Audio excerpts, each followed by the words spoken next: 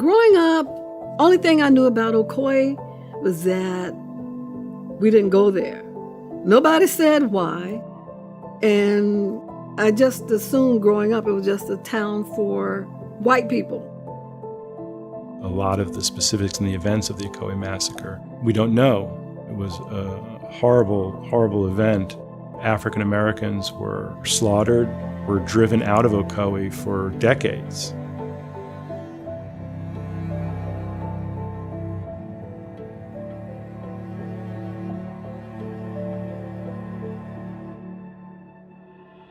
Ocoee was a rural community that would have been pretty familiar to people living in Central Florida at the time, in the late 19th and early 20th century. And it was, a community lined with orange groves and agricultural productions, and it was near Orlando, which was a transportation hub. The railroad came through Orlando.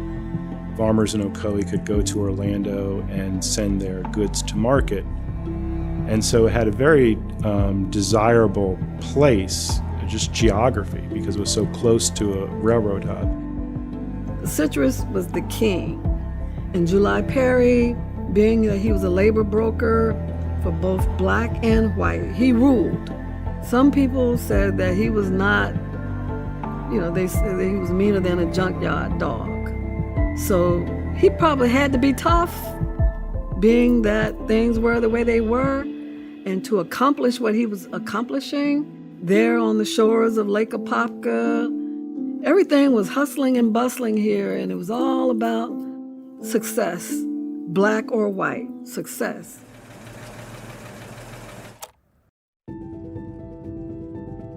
They're living in an era of Jim Crow, of segregation, of enforced segregation. They're living in an era when these men in Ocoee, and by 1920, the women too, were full citizens of the United States, had the right to vote. But since the last decade of the 19th century, there have been active efforts to suppress the vote by violence and intimidation. It's suppressed by law.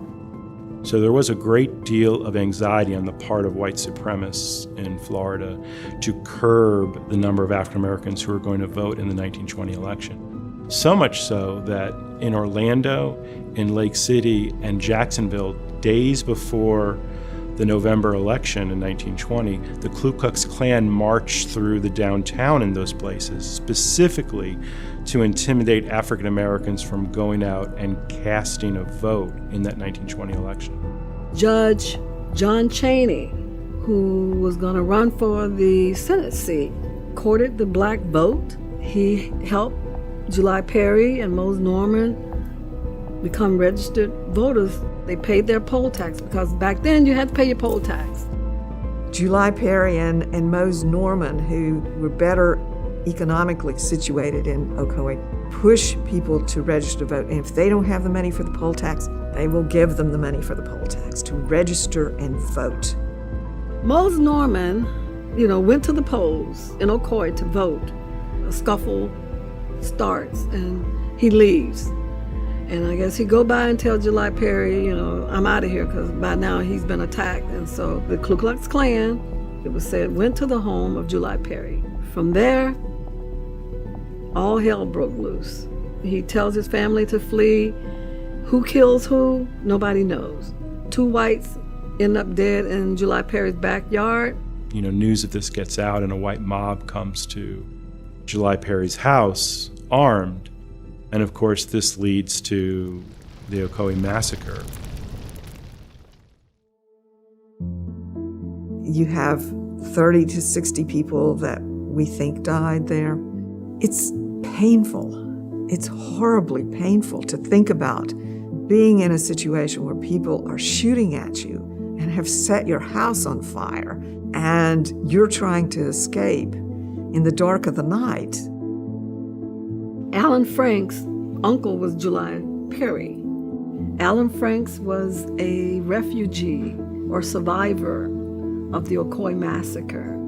He knew the perimeters of the Lake Apopka. And Alan, who had to carry his sibling who had physical illness through the swamps. I just can't even imagine the pain, the fear of trying to get to a safe place. And July Perry, taken from Ocoee, some say he was near death before he left Ocoee, that he had been wounded and allegedly tied behind a vehicle and drug into Orlando. He was locked in the jail, wounded near death. The vigilante group came to the jail and took him away, and they hung him in the vicinity of where Judge Cheney would see his body. And as a reminder to Judge Cheney, this is what happens when you register people to vote. It was reported very broadly, in fact. The Florida newspapers were reporting it the next day, and then national newspapers took it up. In that wide reporting, it is reported from a white perspective, and a white perspective that sees the horror in the two white men who died. There are reports, that the town was burned, but the implication often is that that's the fault of blacks, that the town burns down. The African American accounts of Ocoee lived with the people who experienced them initially. The ones who fled, they went to places like Apopka, went to places north or other parts of the South, and they shared those stories with their descendants who passed those stories on. And this is not unusual with racial terror in these ways. What African Americans did in 1920 and soon after was just seed the story that could be germinated later, which future historians were able to do. Ocoee suffered greatly after 1920. Who's going to work over there? Not black people from those who knew. So for a long time, the economy suffered, all because of people wanting to vote.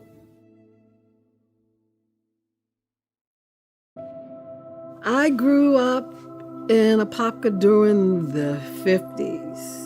We would not go through what was called the downtown Ocoee, but no one ever said that people actually died there. It's just that it was a place that black people did not go. I became a member of Democracy Forum in 1997. I was invited to join a group by a friend of mine. Little did I know it was about what had happened in Ocoee. And once I learned what they were doing, I was all in then. I'm going, oh wow, this is interesting.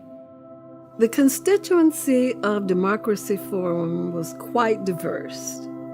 You had a melting pot of people who were all on the same cause to inform people and come up with a way to reconcile. And we all had an assignment, pretty much, to bring back information.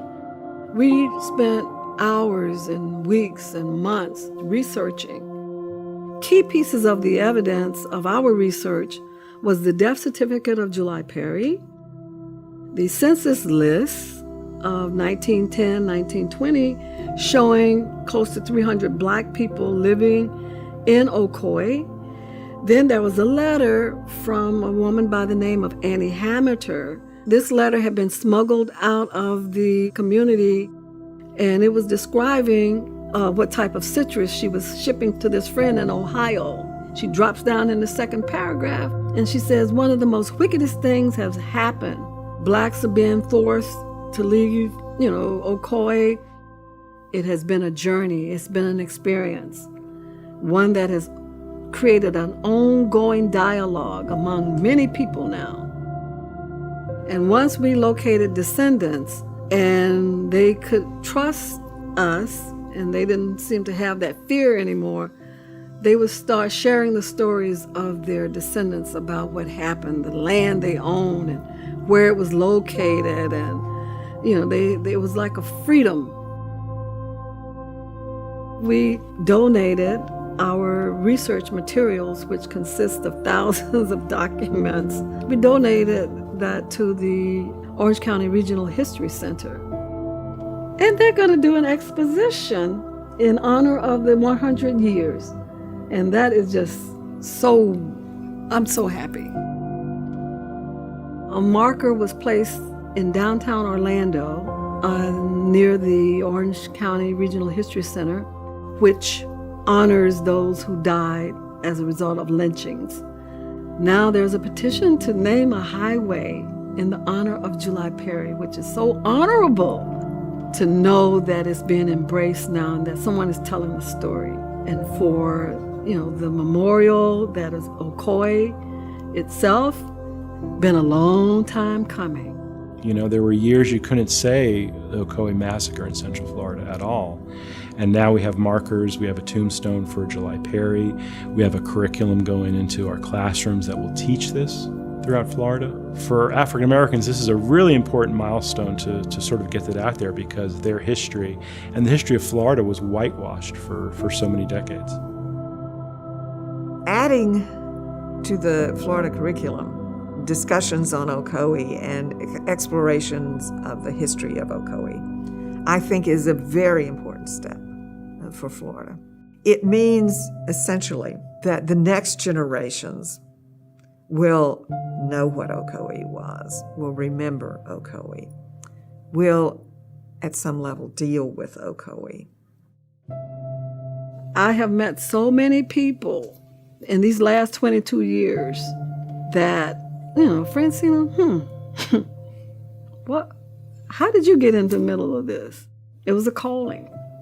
It was a calling. And you don't question your calling.